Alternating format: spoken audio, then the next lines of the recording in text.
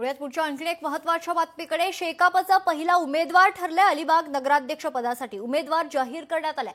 अक्षया नाईक यांना उमेदवारी जाहीर झाल्याची महत्त्वाची बातमी समोर येते.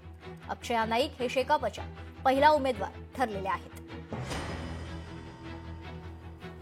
आज अलिबागमध्ये आणि रायगड जिल्ह्यामध्ये आम्ही महाविकास आघाडी म्हणून सगळे एकत्र लढणार आहोत.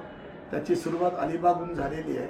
आज अलिबागमध्ये आम्ही महाविकास आघाडीच्या माध्यमातून सर्व जागा लढवणार आहोत आणि याच्यामध्ये आज प्रचंड अशा उत्साहात आणि बहुसंख्य तिन्ही पक्षाचे कार्यकर्ते या ठिकाणी आले होते.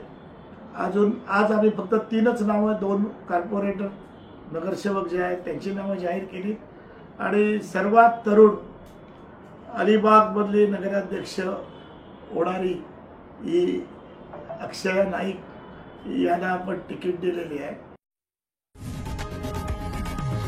लोकशाही मराठी ऐका, पहा, जागरूक रहा.